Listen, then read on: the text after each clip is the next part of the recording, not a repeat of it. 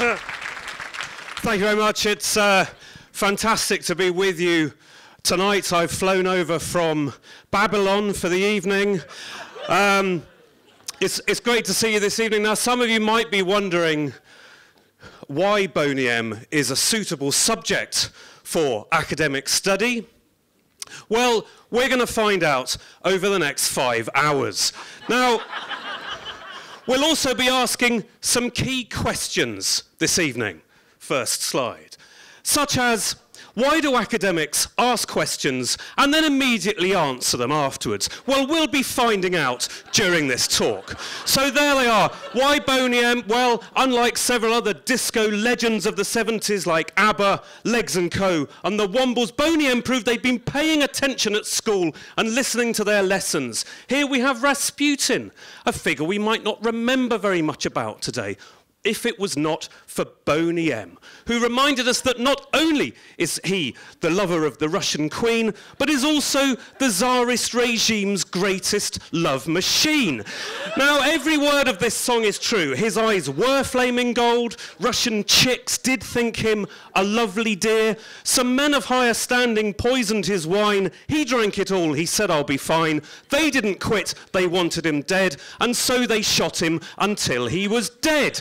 Oh, those Russians. Similarly, Boney M help us in our philosophy of life with our weather forecasts. Sunny, before you came along, my life was full of rain. Sunny, you came yesterday and took the pain away. Similarly, never change lovers in the middle of the night. Now, I think we can all agree that there's something here for us to learn from.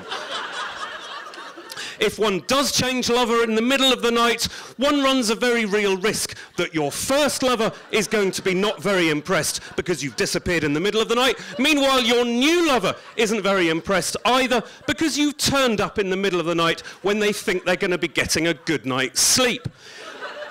Indeed, I would even go as far as to say that if one does change lover in the middle of the night, one stands a very real chance of having no lover at all.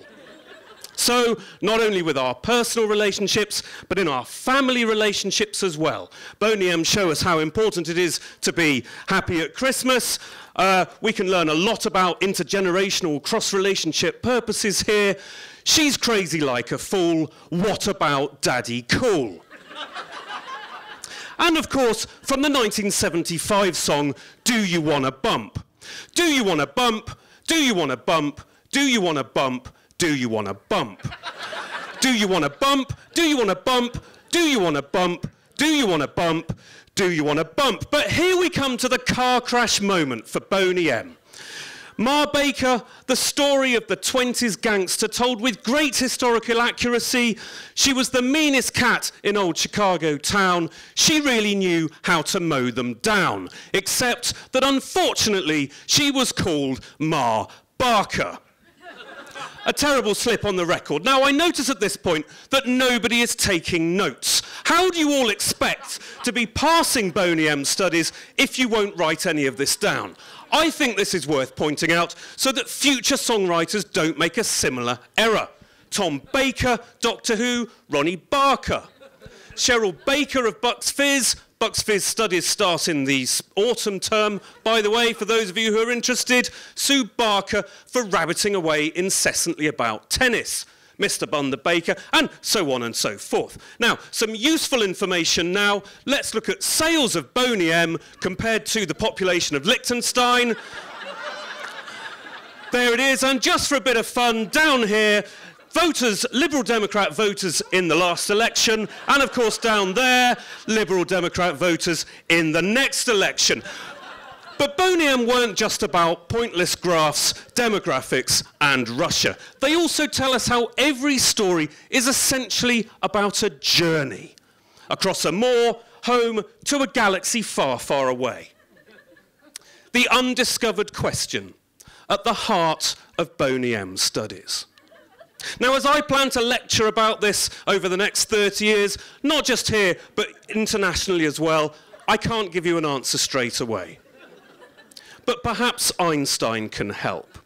We can't get into the full equation of whatever it is here, but essentially E equals MC squared, and you can't travel faster than light, and Bob's your uncle. I think we can take the bone of Boney, put it at the front of the equation, because like good academics, we turn it into Latin to make it more boring.